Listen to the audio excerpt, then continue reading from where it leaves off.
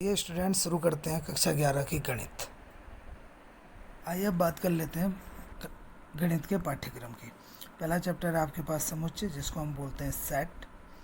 Second है आपके पास संबंध एवं फलन यानी रिलेशन एंड फंक्शन। थर्ड है आपके पास त्रिकोणमितीय फलन यानी ट्रिग्नोमेट्रिकल फंक्शन। गणितीय आगमन का सिद्धांत फोर्थ है आपके पास, यानी the principle of a mathematical induction. Fifth है आपके पास सम्मिश्र संख्या एवं द्विघात समीकरण यानी कॉम्प्लेक्स नंबर एंड द्विघात समीकरण के लिए आता है क्वाड्रेटिव इक्वेशंस। उसके बाद है रैखिक असमीकाएँ यानी लीनियर इनइक्वालिटीज़। उसके बाद क्रमचय एवं संचय परम्यूटेशन एंड कॉम्बिनेशन। द्विपद प्रमेय बाइनोमियल थ्योरम। अनुक्रम तथा श्रेणी कंटिन्यूस एंड सीरीज। सरल रेखाएं, ठीक है, सरल रेखा के लिए आ जाएगा सिंपल लाइंस, ठीक, या फिर प्लेन लाइन भी बोल सकते हैं इनके लिए। शंकु परिच्छेद यानी क्रॉस सेक्शन ऑफ कोन।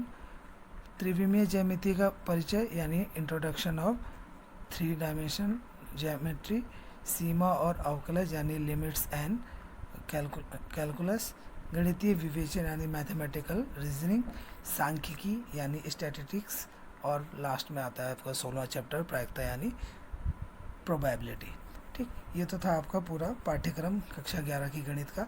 तो आ जाइए शुरू करते हैं पहले चैप्टर से, जिसका नाम है समुच्चय। पहला अध्याय है आपके पास समुच्चय, पहला चैप्टर है जो समुच्चय कहते किसे हैं। जैसे कि आपको दिखाई दे रहा है, इसमें लिखा है कि वस्तुओं के सुपरिभाषित समूह अथवा संग्रह को समुच्चय कहते हैं।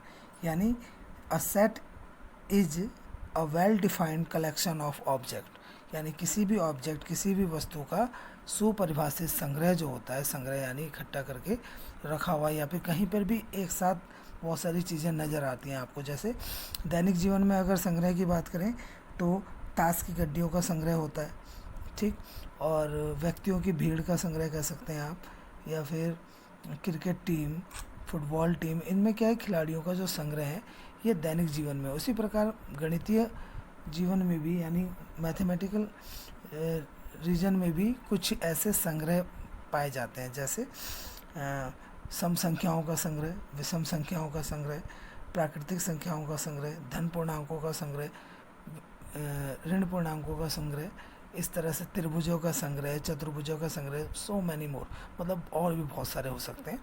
ये होता है आपका गणितीय क्षेत्र में। लेकिन समुच्चय की कंडीशन ये है कि वो वेल डिफाइंड यानी सुपरिभाषित होना आवश्यक है। जैसे वस्तुओं का कोई संग्रह सुपरिभाषित तब कहा जाता है जब स्पष्ट रूप से यह बताना संभव हो कि कोई विशेष वस्तु उस संग्रह में सम्मिलित है भी या नहीं। ठीक, जैसे फॉर एग्जांपल से समझते हैं, किसी कक्षा के प्रथम श्रेणी में उत्तीर्ण हुए छात्रों का संग्रह की अगर बात करें तो ये कैसा होगा संग्रह। हमें मालूम है कि हम किसी क्लास की अगर बात करें तो उस क्लास में फर्स्ट डिवीज़न से पास हुए बच्चों के बारे में हम पहले से जानते होंगे, यानी वो इस तरह का संग्रह है जो स्पष्ट रूप से हम बता सकते हैं, यानी इसलिए इसे हम कहेंगे यह सुपरिभाषित संग्रह है, यानी एक समुच्चय कहलाएगा। उसके और दूसरे की अगर बात करें तो किसी नगर के धनी व्यक्तियों का संग्रह। धनी व्यक्तियों के संग्रह की बात करें तो कौन धनी है, किसी नगर में बहुत सारे धनी लोग रह सकते हैं, और धनी कौन ज़्यादा है इसका मापदंड, उसे मापने का कोई एक निश्चित सुनिश्चित नहीं है कोई मापदंड। ठीक है, तो इसीलिए हम कहते हैं कि क्योंकि किसी व्यक्ति को कब और किस स्थिति में धनवान माना जाए ये सुनिश्चित नहीं है, इसलिए यह संग्रह भी सुपरिभाषित नहीं है, अतः यह समुच्चय भी नहीं होगा। ठीक, ये तो था इसके बारे में थोड़ा सा इंट्रोडक्शन। अब आते हैं कुछ विशेष महत्वपूर्ण समुच्चय। जैसे कि हम मैथमेटिकल क्षेत्र में जब हम अपनी पढ़ाई में कुछ पढ़ते हैं इससे रिलेटेड, तो उसमें कई बार हमें केवल ये शब्द लिखे, ये अक्षर लिखे हुए मिलते हैं, एन जेड क्यू। इसका सीधा सा अर्थ होता है सेट के अंदर यानी समुच्चय के अंदर कि यह प्राकृतिक संख्याओं का समुच्चय को प्रदर्शित करते हैं। कई जगह प्राकृतिक को प्राकृत भी लिखा रहता है। जेड के लिए आता है पूर्णांकों का समुच्चय, क्यू है आपका परिमेय संख्या का। देखिए प्राकृतिक संख्या कौन सी होती है, सभी प्राकृतिक संख्या होती है, वो 1 2 3 4 5। ठीक, पूर्णांकों का समुच्चय जिसमें जीरो भी इंक्लूड हो जाता है वो सब पूर्णांक है। ठीक है, प्लस और माइनस भी। परिमेय संख्या जिसे ए अपॉन बी या पी अपॉन क्यू के रूप में लिखा जा सकता है।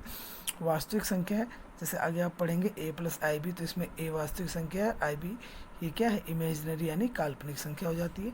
जेड प्लस धन पूर्णांकों का, ऐसी जेड माइनस भी होगा तो ऋण पूर्णांकों का समुच्चय हो जाएगा। क्यू प्लस धन परिमेय संख्या होगा, क्यू माइनस होगा तो ऋण परिमेय संख्याओं का हो जाएगा। और आर प्लस वास्तविक संख्याओं का, ठीक है, ये समुच्चय होता है। एक चीज़ और, कई बार आजकल प्रश्नों में इस तरह के प्रश्न पूछे जाते हैं जो थोड़ा थ्योरी बेस्ड होते हैं, और उसमें आपके पास इस तरह का प्रश्न भी आ सकता है कि बताइए समुच्चय को अन्य किन नामों से जाना जा सकता है, या समुच्चय से मिलता जुलता कौन सा शब्द है। तो समुच्चय का पर्यायवाची होता है कुलक। इसके बारे में भी आपको ध्यान रखना है कि कई बार ये ऑब्जेक्टिव टाइप क्वेश्चंस में आ सकता है। ठीक, अब आ जाते हैं आगे का टॉपिक पे। नेक्स्ट जो टॉपिक है आपके पास वो है समुच्चय का संकेतन तथा समुच्चय के अवयव, यानी समुच्चय को किस प्रकार से हम देख के बता देंगे कि ये समुच्चय है और उसके अवयवों को किस प्रकार से प्रदर्शित किया जाता है। ठीक, तो समुच्चय को प्राय अंग्रेजी वर्णमाला के बड़े अक्षरों जैसे A B C X Y Z और बीच में भी जो आते हैं सभी से व्यक्त किया जा सकता है। ठीक, समुच्चय को निरूपित करने वाले अवयवों को हम कहते हैं समुच्चय के अवयव, और यह प्राय अंग्रेजी वर्णमाला के छोटे अक्षरों जैसे A B C D E F G है, सारे स्मॉल में हो जो एक्स वाई जेड तक द्वारा व्यक्त किया जाता है। ठीक, अब जैसे समझने के लिए है कि यदि ए बी समुच्चय ए के अवयव हैं तो इसे निम्न प्रकार लिखते हैं। कैसे? ये लिखा जाता है A belongs to, small A belongs to capital A and small B also belongs to capital A, और A and B belongs to capital A. इसको हम पढ़ते हैं बिलोंग्स टू, यानी उसके अंदर है, उससे संबंधित है। ठीक, और इसके ठीक विपरीत अगर हमारे पास आ जाता है कि यदि सी समुच्चय ए का अवयव नहीं हो तो क्या होता है, तो हम लिखते हैं सी डज नॉट बिलोंग्स टू ए, यानी बिलोंग्स का साइन बना के उसको काट दिया जाता है, डज नॉट बिलोंग्स बोला जाता है। ठीक, अब आ जाते हैं समुच्चय का निरूपण, यानी प्रेजेंटेशन ऑफ सेट। कैसे समुच्चय को हम निरूपित करते हैं, प्रेजेंट करते हैं। तो किसी समुच्चय को दो विधियों द्वारा व्यक्त किया जा सकता है।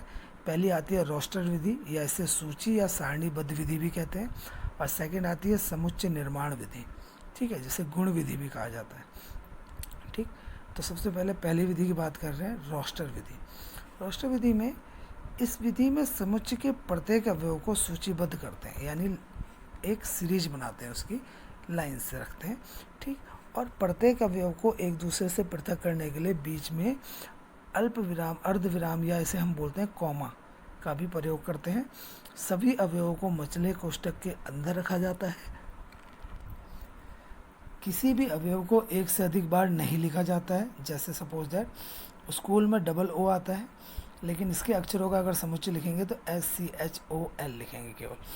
इसी प्रकार जैसे 10 से छोटी धन विषम पूर्णांक है, ठीक है, इसका समुच्चय निकालना हो तो धन विषम पूर्णांक 10 से छोटा यानी 9 तक, यानी 1 3 5 7 9, ये रोस्टर विधि है। ठीक है, मतलब सिंपल उसे सारणीबद्ध करके या सूचीबद्ध करके मझले कोष्ठक के अंदर कॉमा का प्रयोग करते हुए, पृथक करते हुए लिखने के तरीके को हम रोस्टर विधि कहते हैं। ठीक है, दूसरी विधि आती है आपके पास समुच्चय निर्माण विधि। समुच्चय निर्माण विधि की तरफ देखते हैं। इस विधि में समुच्चय के सभी अवयवों को एक स्वेच्छ चर का मतलब जो अपनी इच्छा से लिया गया है, आप एक्स वाई जेड कुछ भी ले सकते हैं, द्वारा प्रदर्शित करते हैं। इस चर यानी एक्स लिया है, अगर अमूमन एक्स लिया जाता है ज़्यादातर। ठीक है, एक्स के बाद कोलन, यानी जिस तरह से हम विसर्ग लगाते हैं 2 बिंदु, ठीक है, ये हो गया कोलन का प्रयोग करके समुच्चय के अवयवों के विशिष्ट गुणधर्म को, जो उसकी स्पेसिफिक जो प्रॉपर्टी होगी, जिससे पता चलता होगा कि ये उसको रिप्रेजेंट कर रहा है, उस अवयव को, उसको लिखते हैं। फिर संपूर्ण कथन को ब्रैकेट के अंदर, कौन से मझले ब्रैकेट के अंदर बंद कर देते हैं।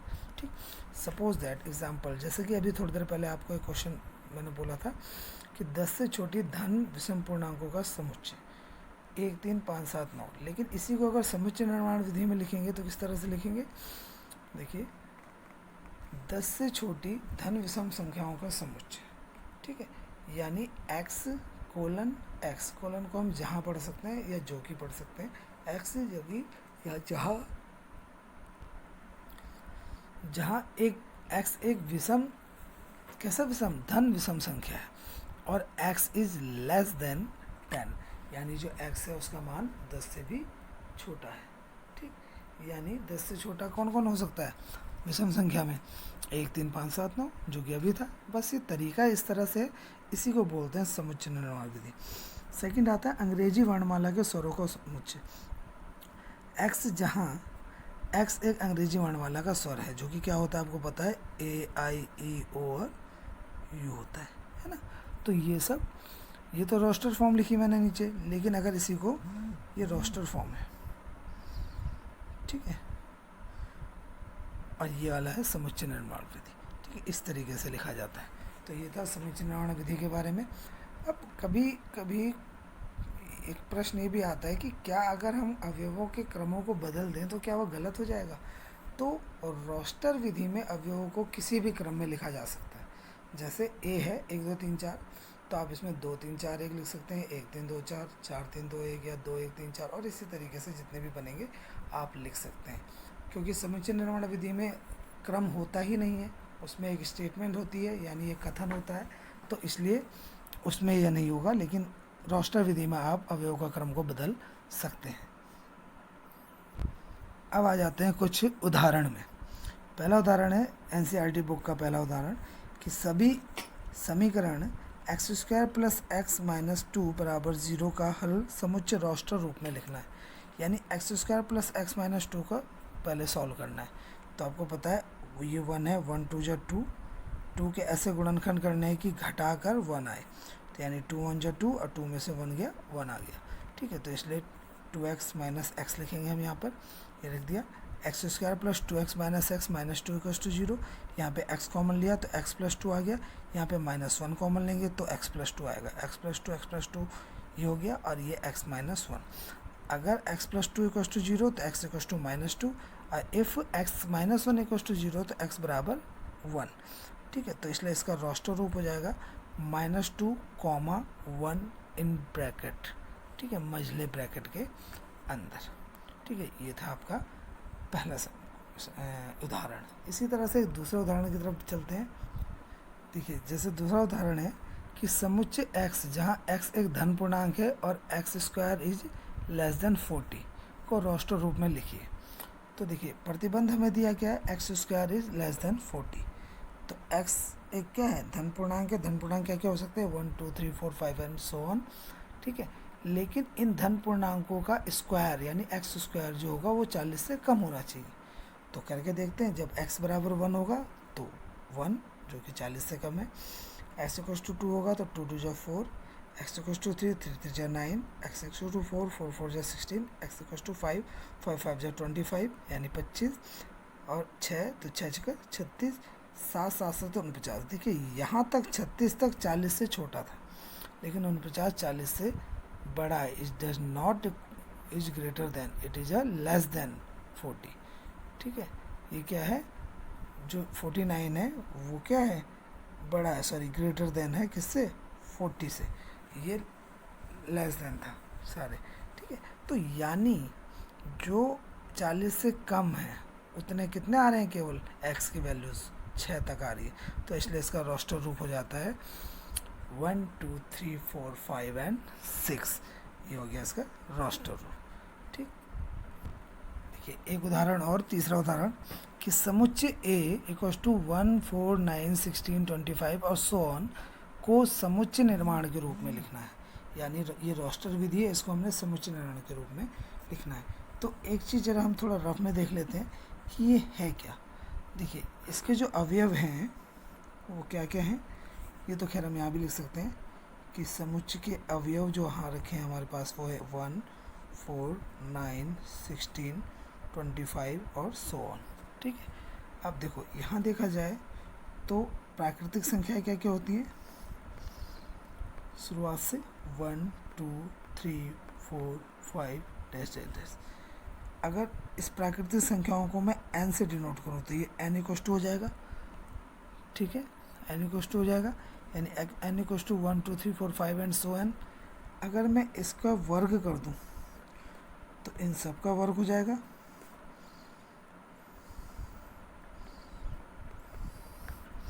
ठीक है, सबका वर्ग क्या क्या आ जाएगा देखिए, 1 का वर्ग 1, 2 2 जा 4, 3 3 9, 4 चौको 16, 5 5 25 दे देते।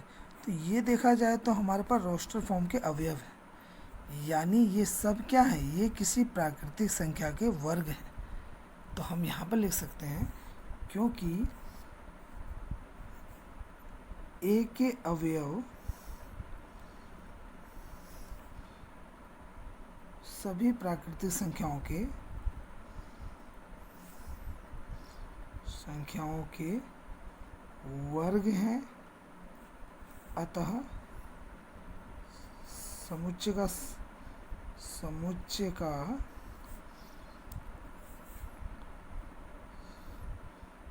समुच्चय निर्माण रूप ये हो जाएगा आपके पास बचला ब्रैकेट x, जहाँ x बराबर n स्क्वायर, ठीक है, और n क्या है, और n एक प्राकृतिक संख्या,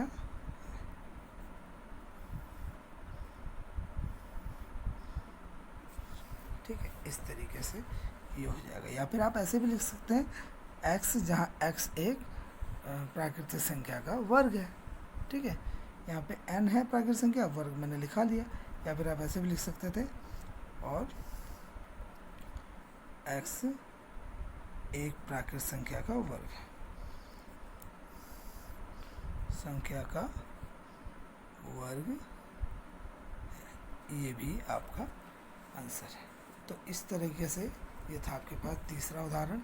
और अब हम शुरू करेंगे सीधे एक्सरसाइज, जिसका जो है एक्सरसाइज 1.1। ठीक, फिलहाल आज के लिए इतना ही।